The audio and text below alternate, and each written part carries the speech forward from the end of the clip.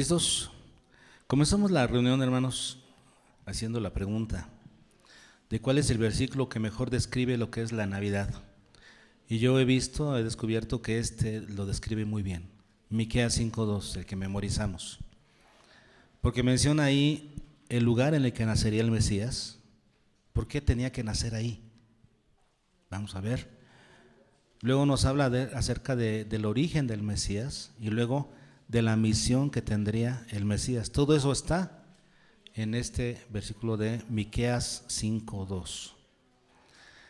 Muy bien, vamos a platicar de eso, pero primero vamos a analizar en Mateo capítulo 2, versículos del 1 al 6, ahí tenemos la ocasión en la que se mencionó el cumplimiento de esta profecía mesiánica. Este fue el momento, ¿no? El evento que desató la mención de este versículo de Miqueas, cuando Jesús nació en Belén de Judea en los días del rey Herodes. Vamos a analizar, si quieren, como antecedente, ¿no?, los detalles de este relato. Como les digo, este relato que fue el que provocó que se hiciera mención del versículo de Miqueas 5:2. Comenzamos en el versículo 1. Mateo 2:1 dice: cuando Jesús nació en Belén de Judea. Jesús nació en Belén de Judea. Hablaremos un poquito más adelante de esta enseñanza, de este poblado de Belén. Belén era un poblado pequeño que estaba a unos 9 kilómetros de Jerusalén, muy cerca de Jerusalén. Entonces, hablaremos un poquito más de él más adelante. Pero Jesús nació en Belén de Judea, como bien ya sabemos. ¿En qué días? Dice, en días del rey Herodes. Hablemos un poquito del rey Herodes, solamente para entrar en contexto. ¿Quién era el rey Herodes? Aquí estamos hablando de Herodes, el que se llamaba el Grande. Herodes el Grande. Sucede que Herodes el Grande era reconocido por ser un asesino. Él asesinó a sus hijos, asesinó a su esposa, por temor a que le quitaran el reino. En esa época llegó a mencionarse este pensamiento acerca de Herodes. Se decía que un cerdo estaba más seguro que sus hijos.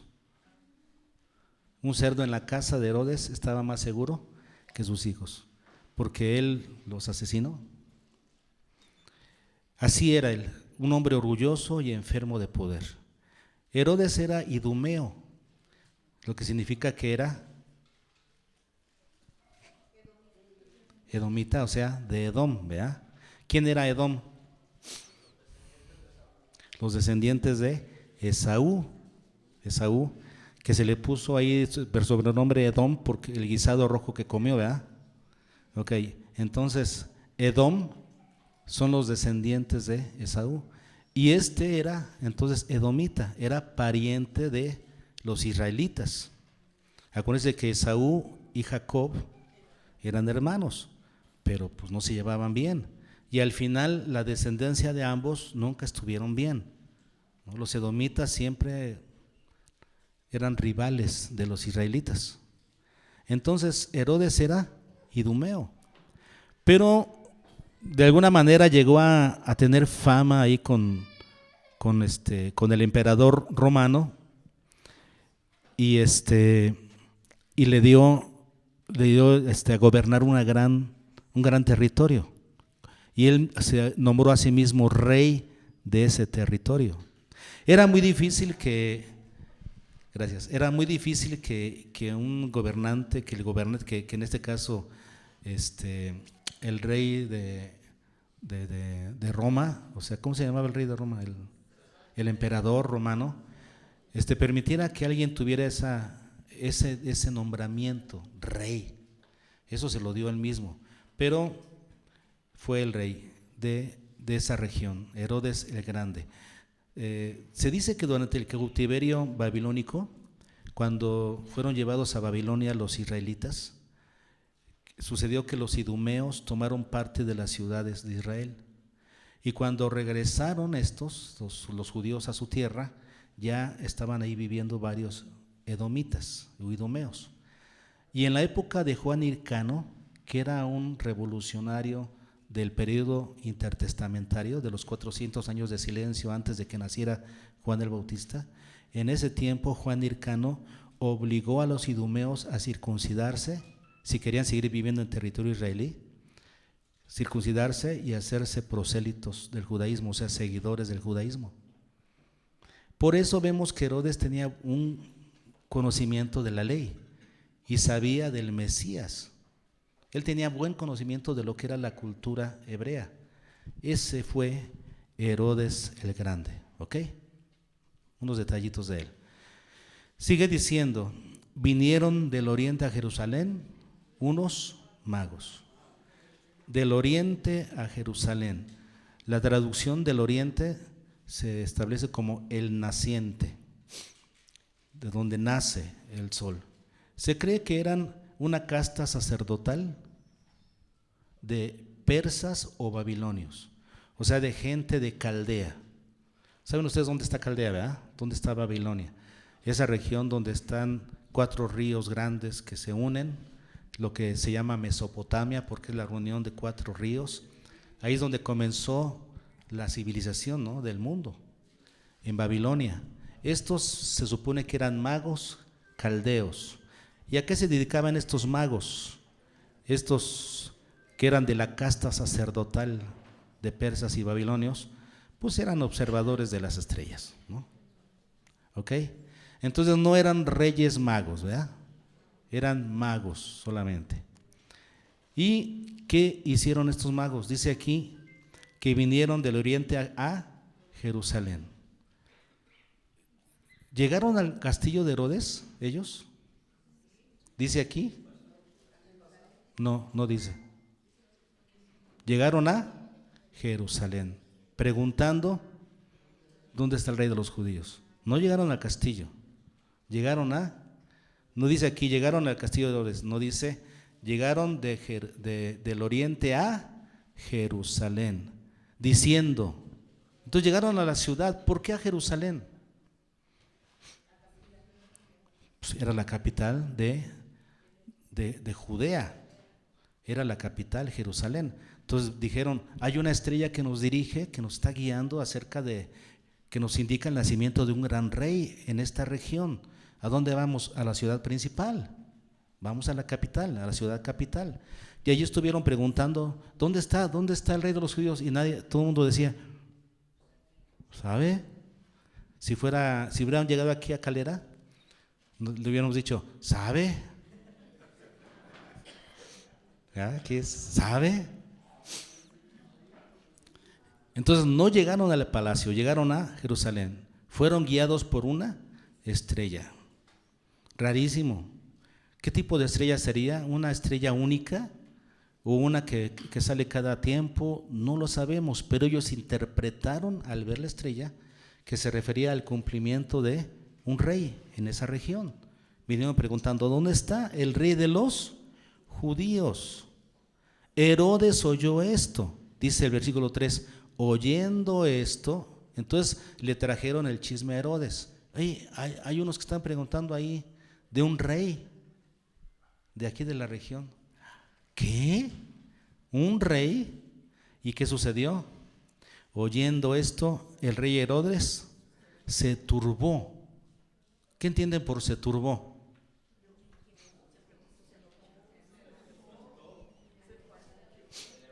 ¿Qué significa se turbó? ¿Qué entienden por se turbó?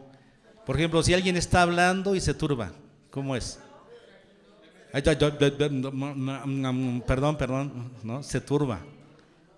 ¿Qué más entienden por se turbó?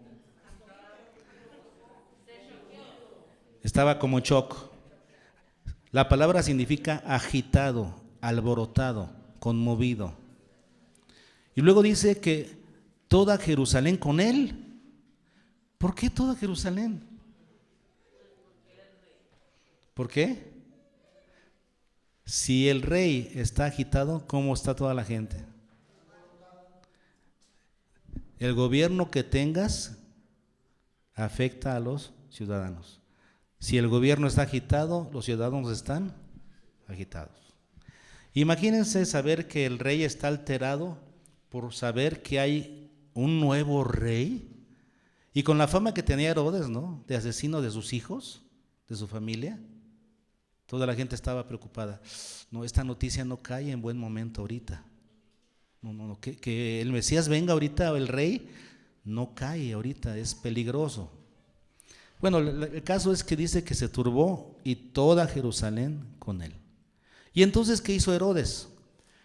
Convocó. Entonces, ¿qué hizo Herodes? Convocó, o sea, los llamó, los juntó. ¿A quiénes? A todos los principales sacerdotes y los escribas. ¿Quiénes eran los principales sacerdotes? ¿A qué se refiere aquí?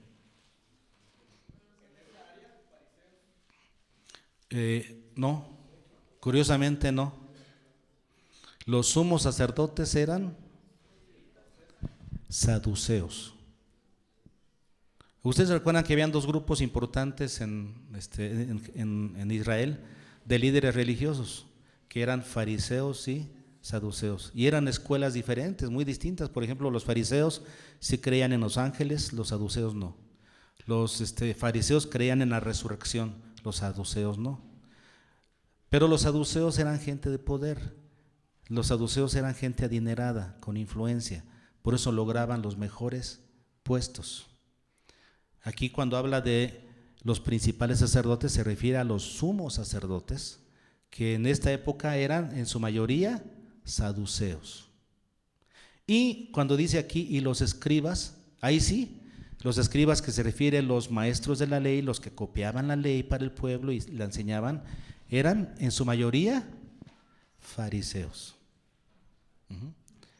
Entonces Herodes convocó a todos estos saduceos y fariseos, que eran principales sacerdotes y escribas, y les preguntó dónde había de nacer, fíjense, el Cristo. ¿Se dan cuenta de que Herodes tenía conocimiento de lo que los judíos esperaban? Se veía que los judíos esperaban al Cristo, a su Mesías. Él lo sabía. Los magos dijeron, ¿dónde está el rey de los judíos? Pero Herodes le nombra, ¿cuándo ha de nacer el Cristo? ¿Se dan cuenta del conocimiento que tenía Herodes de la cultura judía? Y entonces les preguntó, ¿dónde ha de nacer el Cristo? Y ellos le respondieron, ipso facto. ¿Por qué? Porque ellos conocían las profecías y sabían qué profecía es la que mejor anunciaba y representaba lo que sería el Mesías. ¿Por qué no le mencionaron otra? La de Isaías 7:14, la de Isaías, Oseas 11:1. ¿Por qué no otras profecías? Exactamente esta, porque esta es la que mejor describe lo que es la Navidad. ¿Ok? Entonces ellos le respondieron inmediatamente. Ellos le dijeron, versículo 5, en Belén de Judea, porque así está escrito por el profeta. Y le mencionan la profecía de Miqueas 5:2. Dicen, va a nacer en Belén de Judea porque así está escrito por el profeta. Ahora, sin embargo, notamos que entre la profecía de Miqueas y la profecía que mencionan aquí los escribas y principales sacerdotes, hay algunas diferencias. ¿A qué se debe esto? En primer lugar, porque esta es una respuesta que ellos dieron al momento. ¿Dónde debe nacer, dice Herodes, dónde debe nacer el Cristo? Y ellos dicen, fácil, en Belén de Judea, porque Miqueas dice, y como que se lo recitan de memoria. Le recitan de memoria el texto. Por eso hay ciertas diferencias entre lo que dice Miqueas y dice aquí. Es la respuesta inmediata que dan los sacerdotes y los escribas, la respuesta rápida e inmediata que seguramente dan de memoria. Otro detalle, porque hay variaciones, porque estos sacerdotes y escribas están enfocados en quién sería ese Mesías. Sería un gobernante. Por eso habla específicamente porque de ti saldrá un guiador que apacentará a mi pueblo Israel. Ellos están enfocados en esa labor. Esas son las razones de las diferencias. Pero ¿qué les parece si vemos esas diferencias más a detalle? Vamos a estudiarlas. ¿Les parece bien? Hagamos una comparación entre la profecía que dijeron los de Miqueas, pero ¿cómo se puede decir? La versión de los sacerdotes y escribas que le dieron a Herodes y la original de Miqueas 5:2, que es la misma, ¿no? Pero palabras más, palabras menos. Analicemos las dos en esta ocasión. ¿Listos? Primero, ¿ya fueron a Miqueas o ya la tienen de memoria? Ya la tienen de memoria, ¿eh? Mateo dice: y tú, Belén, de la tierra de Judá. Hasta ahí. Refiriéndose al lugar en el que nacería el Mesías. Ahorita vamos a ver por qué es importante, ¿no? Pero Mateo menciona que los sacerdotes respondieron, según el pasaje de Miqueas, y tú, Belén, de la tierra de Judá. ¿Y cómo lo dice Miqueas? Pero tú, Belén, Efrata. Ahí están las dos diferencias. Los escribas y sacerdotes dijeron Belén de la tierra de Judá. Y Miqueas dice, pero tú, Belén, Efrata. Vamos a ver esos detalles. ¿Por qué le dice Efrata? El gentilicio. Ese es un detalle interesante, porque cuando uno escucha Efrata, o sea, Efrateo, piensa que es de la tribu de Efraín, pero no es así. Lo que sucede es que cerca de Belén había una comunidad llamada Efrata, que pasados los años, Belén fue creciendo y fue absorbiendo lo que era Efrata. Quedó solamente como una ciudad, así como a Guadalupe, exactamente, ¿no? Por ejemplo, antes Guadalupe estaba separada de Zacatecas y ahora están juntas y es una sola cosa. Ya no sabes dónde comienza, dónde termina Zacatecas y Guadalupe. Entonces, una absorbe a la otra. Belén absorbió Efrata, pero siguió quedando ese título para distinguir a esa Belén de otras Belénes. ¿Por qué? Porque Belén era un nombre común. No es que solamente hubiera una sola Belén. Es como aquí nosotros en Calera, ¿no? A veces no me llega a paquetería a mí porque hay otra calle San Luis, aquí en Santa Lucía. Hay más, ¿verdad? Pero aquí siempre lo llevan aquí a Santa Lucía porque hay una San Luis en Santa Lucía. Y ya les digo, no, es la San Luis de la Cruz Azul. Ah, ok, ya van para allá. Entonces, había más Belénes. Por ejemplo, un ejemplo, en Josué 19, vean ustedes.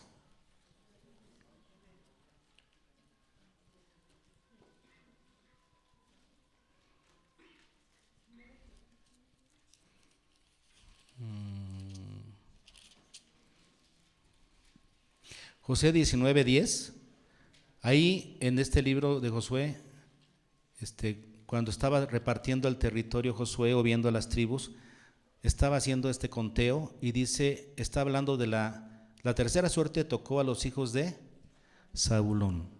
Está hablando de la tribu de Zabulón. Y vean lo que dice el versículo 15.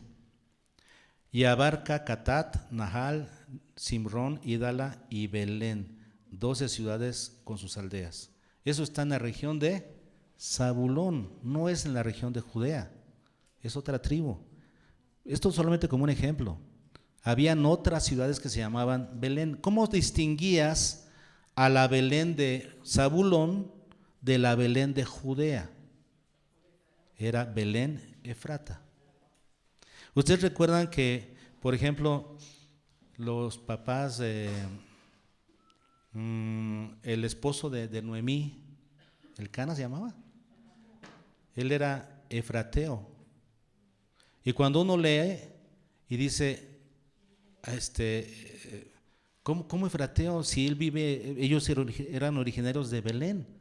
Efrateo, yo cuando comencé a leer eso dije, pues, ¿cómo es de Efraín y vivía en Belén? ¿Por qué le llama Efrateo? A lo mejor nació en Efraín y se vino a vivir a Judea, a Belén. No, ya después que estudié encontré esto, entendí esto, ¿no? Se le llamaba Efrateos porque ellos eran de esa ciudad Efratea, ¿no? Efrata, pero la que estaba cerca de Belén y que después fue absorbida por ellos. Entonces, así es como se distinguía Belén, ¿verdad? Belén de Judea, de las otras ciudades que podían tener ese mismo nombre. Belén, Efrata, se refiere a la Belén de Judea. Entonces estamos hablando de lo mismo, ¿no? Los sacerdotes que dijeron, Belén de la tierra de Judá. ¿Y qué dice Miqueas? Belén, Efrata. Es la misma. Qué interesante, ¿no? Además, esa ciudad Belén significa casa de paz, casa de pan. La palabra, ese nombre Belén significa casa de pan. Es por primera vez mencionada en Génesis 35, 19. Fíjense, ¿desde cuándo está mencionada esa ciudad? 35, 19 dice, así murió Raquel. ¿Raquel de quién era esposa? De Jacob. Así murió Raquel y fue sepultada en el camino de Efrata, la cual es Belén. ¿Ok? Muy bien. ¿Quién más era de Belén? Efrata. O Belén de Judea. ¿Quién más era de ahí? David, exactamente. Isaí y David. ¿Quién más? José, acabamos de verlo. José era también de ahí, ¿no? Samuel porque era el hijo, no, Samuel no. Samuel era hijo de quién? Ah, sí, de Ana. Que ellos, no, pero este es el caso de, sí, pero sí, no sé de ella, no sé bien. Porque yo mencioné el caso de Noemí, ¿no? Ajá, ese es otro caso. Ok. Ahora, ¿qué otra característica tenía esta ciudad de Belén? Mateo dice, ¿qué dice Mateo? Regresamos a Mateo. Dice, no eres la más pequeña entre los príncipes de Judá. Así lo dijeron los escribas. Decían que Miqueas decía esto. No, tú, Belén de la tierra de Judá, no eres la más pequeña entre los príncipes de Judá. Era una afirmación. ¿Cómo lo dice Miqueas? Pequeña para estar entre las familias de Judá. Lo dicen diferente, pero dicen lo mismo, ¿no?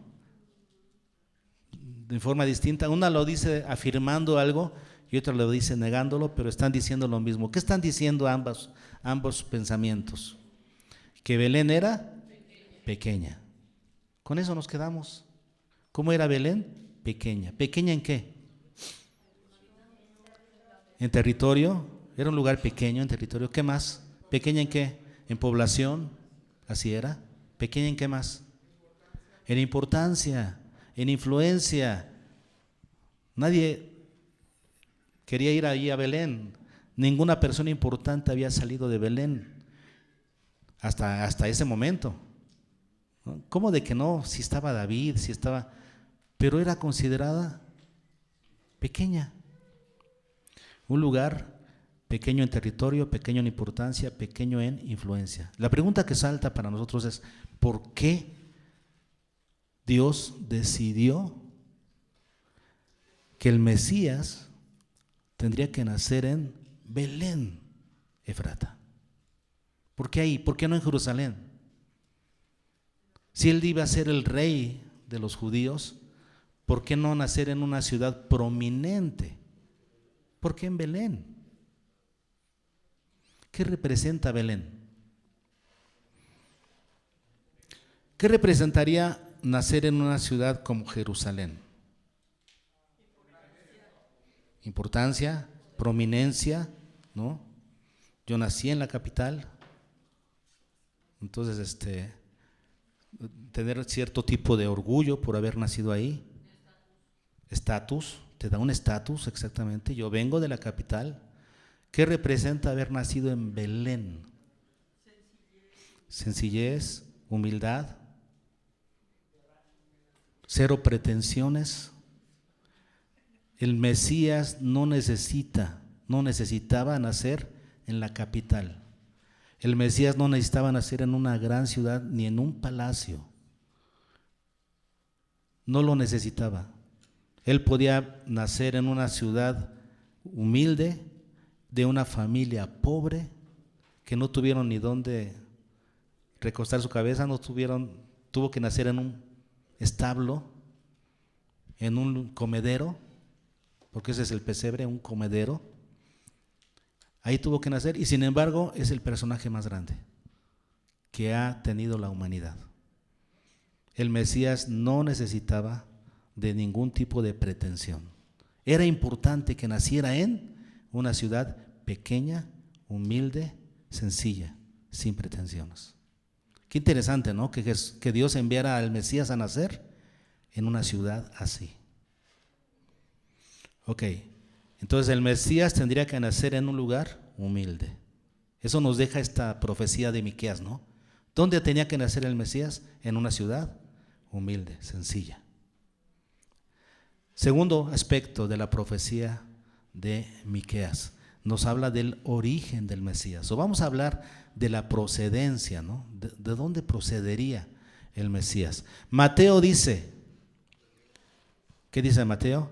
Porque de ti saldrá. ¿De dónde? De Belén. De ti Belén saldrá. ¿Y cómo lo dice Miqueas? ¿Cómo lo dice? De ti me saldrá.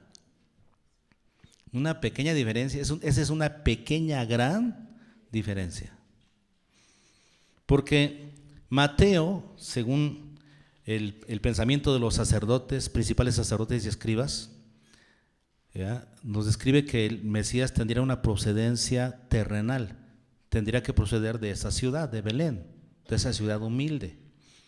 Pero Miqueas se enfoca en otra cosa. Él dice, de ti me. ¿Quién dice eso? ¿De quién está hablando ahí? Dios a través del profeta Miqueas. De ti me saldrá. La procedencia del Mesías sería divina. El Mesías, o diríamos el origen del Mesías, el principio del Mesías, hermanos, no sería su nacimiento. Porque ¿qué dice Miqueas más adelante? Sus salidas son desde el principio, desde los días de la eternidad. Entonces su origen del Mesías no sería Belén. No lo malentiendan. No es que nació ahí el Mesías. Bueno, en términos humanos sí, pero su procedencia es desde los días de la eternidad. Él es el eterno Dios que vino a hacerse hombre. Que nos quede claro eso. Nosotros ya lo sabemos, pero Miqueas desde el Antiguo Testamento ya lo estaba describiendo de esta manera. No crean que el inicio del Mesías será Belén. No lo crean. Él tendrá un origen divino, eterno. Él es el Hijo de Dios que vino a hacerse hombre. Por eso mencionaban ustedes algunos pasajes, ¿no? Como el de Juan 1, del 1 al 4, que nos habla de eso mismo, del nacimiento de Jesús. Juan 1.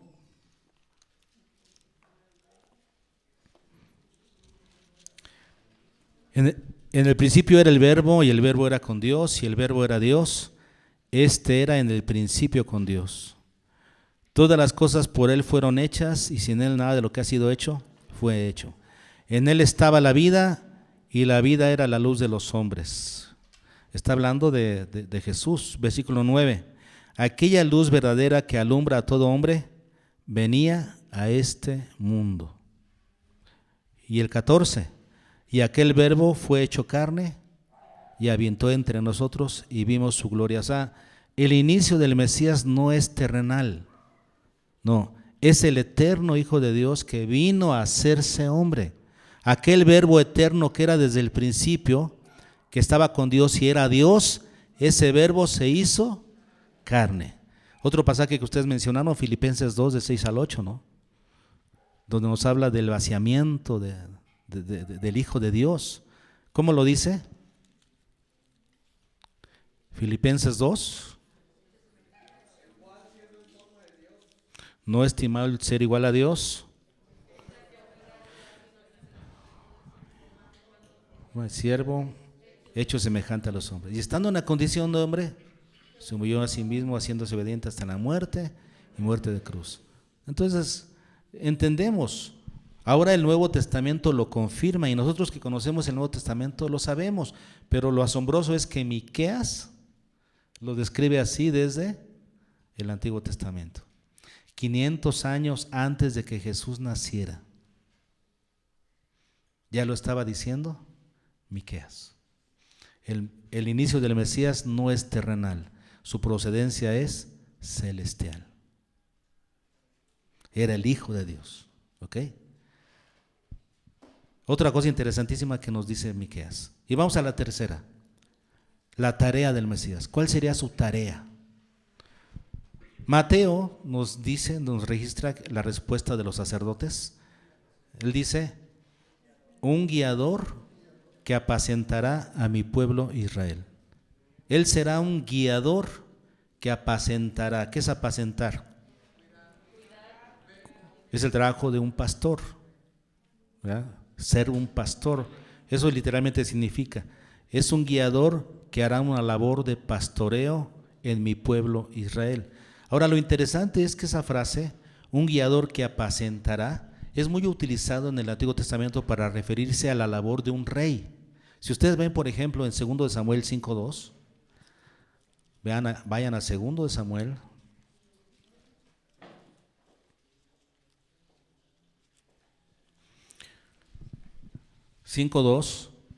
Cuando David es proclamado rey, dice, y aún antes de ahora, cuando Saúl reinaba sobre nosotros, eras tú quien sacabas a Israel a la guerra y lo volvías a traer. Además, Jehová te ha dicho, tú apacentarás a mi pueblo Israel y tú serás príncipe sobre Israel.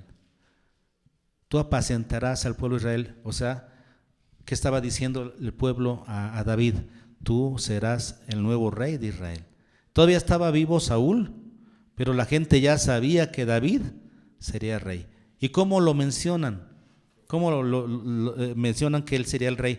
Tú apacentarás a mi pueblo Israel. ¿Y aquí qué dice del Mesías?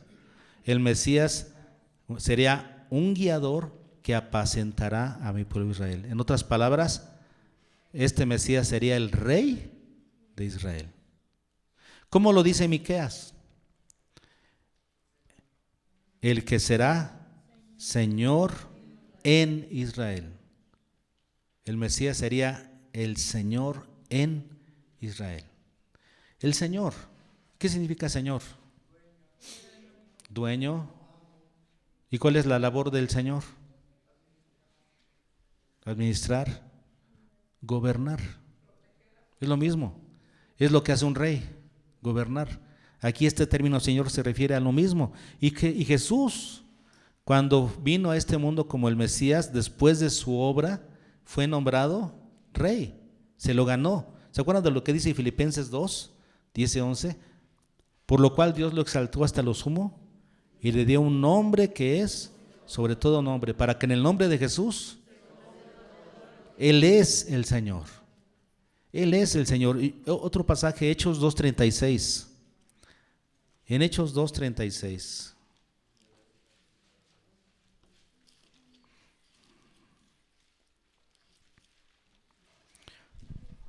Dice, sepa pues, estamos en la predicación de Pedro, su primer discurso evangelístico. Y él en su discurso evangelístico le dice a la gente, sepa pues ciertísimamente toda la casa de Israel, que a este Jesús a quien vosotros crucificasteis, Dios le ha hecho Señor y Cristo. Él es el Señor. Eso ya no lo estaba profetizando Miqueas 500 años antes. Está diciendo que ese Mesías sería el Señor de Israel. Ahora, ¿cuál Israel? ¿Nada más del pueblo de Israel?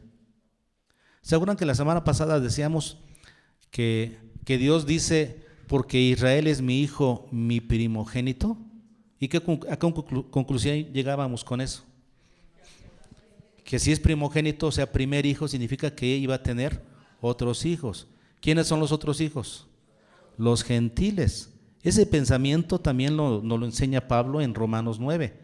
Estamos ahí cerca de Romanos. Vean en Romanos capítulo 9, versículo 6, dice, no que la palabra de Dios haya fallado, y vean lo que sigue, porque no todos los que descienden de Israel son israelitas. ¿Quién está diciendo esto? El apóstol Pablo. ¿Y qué sigue diciendo? El 7. Ni por ser descendientes de Abraham son todos hijos, sino en Isaac te será llamada descendencia. Esto es, no son los hijos según la carne, no los que son hijos según la carne son los hijos de Dios, sino que los que son hijos según la promesa son contados como descendientes. Porque la palabra de la promesa es esta: por ese tiempo vendré y Sara tendrá un hijo. Y no solo esto, sino también cuando Rebeca concibió de uno de Isaac, nuestro padre, pues no había aún nacido, ni habían hecho aún ni el bien ni el mal, para que el propósito de Dios se conforme a la elección permaneciese, no por obras, sino por el que llama. Y se le dijo, el mayor servirá al menor. Como está escrito, a Jacob amé, mas a Esaú aborrecí. Entonces, bueno, sigue hablando de eso, ¿no? Pero lo principal que menciona es que no por haber nacido como israelita, eres descendiente o eres israelita. El nuevo Israel, según el apóstol Pablo, es la iglesia, los creyentes, los que creen en la promesa que Dios le hizo a Abraham. ¿Y cuándo se la hizo Dios a Abraham? ¿Antes de la ley o después de la ley? No había ley.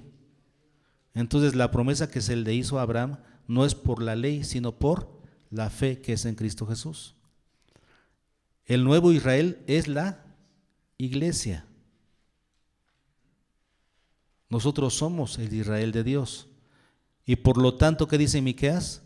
Que él sería Señor en Israel.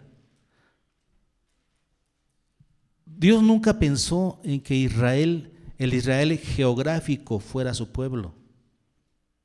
Él pensó en el Israel que cumplía su pacto. Porque el que no cumplía con su pacto, ¿qué sucedía? Era cortado de la nación de Israel. Era cortado, o sea, separado. Para que pudieran ser de la nación de Israel, de la nación espiritual de Israel, tenían que ser obedientes al pacto de Dios. En la época de Abraham era el pacto que Dios hizo con él. En la época de Moisés, la ley. Pero ahora es el pacto con Jesús, el pacto de la salvación con Jesús, que según Pablo es la continuación del pacto de Dios con Abraham. Dios le dijo a Abraham, en ti serán benditas todas las naciones de la tierra, en tu descendencia, en tu simiente. Y dice Pablo, cuando dice simiente, lo dice en singular, no en plural. No dice tus simientes, sino en tu simiente, como refiriéndose a Cristo. En su simiente serán benditas todas las naciones de la tierra. El Israel de Dios es la iglesia. Y el Mesías es el Señor en la iglesia. ¿Cuál era la labor del Mesías? ¿A qué venía? A ser el Señor en Israel. ¿Se dan cuenta? ¿Y qué más haría? Según Miqueas, bueno, déjenme leerles un detalle más acerca de Miqueas. En los versículos, para que vean cómo tiene que ver no solamente con la nación de Israel. Miqueas 5, versículos 3 y 4 dice, pero los dejará hasta el tiempo que dé a luz la que ha de dar a luz, y el resto de sus hermanos se volverá con los hijos de Israel. El resto de sus hermanos, ¿a quién se está refiriendo aquí? A los gentiles.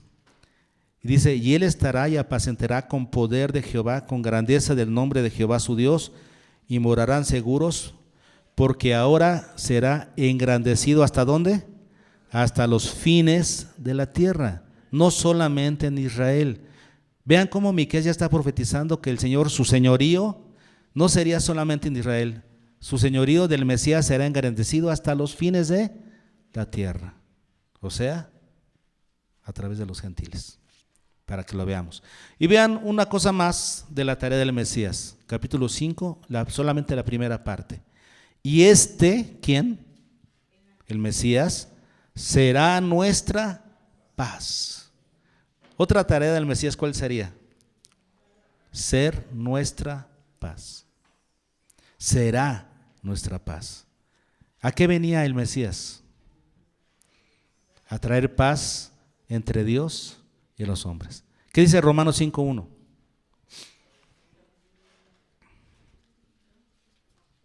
Justificados pues por la fe, tenemos paz para con Dios por medio de nuestro Señor Jesucristo. ¿A qué vino Jesús? ¿A qué vino el Mesías? A darnos paz a través de su justificación. Justificados por la fe, tenemos paz. ¿Para quién? Para con Dios. A eso vino el Mesías, a que tuviéramos paz con Dios. Antes de que Él viniera, ¿cómo estábamos con Dios? Enemistados. Ahora tenemos paz con Dios. Por eso Jesús, cuando estaba aquí en Juan 14:27, dice: mi paz os dejo, mi paz os doy. No como el mundo la da. No se turbe vuestro corazón. Mi paz os dejo, mi paz os doy. La labor del Mesías era traer paz a través de su obra redentora. Entonces, lo que podemos ver es que Miqueas 5:2, hermanos, es un texto impresionante. Si sabemos que fue escrito, repito, alrededor de 500 años antes de que sucedieran esos acontecimientos del nacimiento de Jesús. Y este profeta ya estaba diciendo en qué lugar tendría que nacer el Mesías. ¿Cuál sería su procedencia real, verdaderamente, de dónde procedería? ¿Y cuál iba a ser su tarea? ¿Aprendimos esto? En Miqueas 5:2. ¿Cuál era su lugar de nacimiento? El Mesías tenía que nacer. Era parte de la profecía. Él tenía que nacer en Belén. Porque además era hijo de David, que también nació en Belén. Entonces el Mesías tenía que nacer en Belén, un lugar que representa pequeñez, sencillez, ¿ok? Nada de pretensiones. La segunda cosa que aprendemos de Miqueas, ¿qué es? ¿Cuál sería el origen del Mesías? Su procedencia. ¿Su procedencia era meramente humana? Miqueas nos está diciendo desde mucho tiempo antes que su procedencia sería divina. Es el Hijo eterno de Dios quien vendría a nacer, a hacerse hombre. Y en tercer lugar, Miqueas nos habla de la tarea que tendría el Mesías, su propósito a cumplir. ¿Cuál era? En primer lugar, ¿qué? Ser Señor en Israel, ser nuestro Rey. Él es nuestro Rey y Señor, incluyéndonos ahora a la iglesia. ¿Y qué más tendría que hacer? ¿Qué venía a hacer el Mesías? A traernos paz. Paz para con Dios. Muy bien. ¿Aprendimos? Gracias a Dios.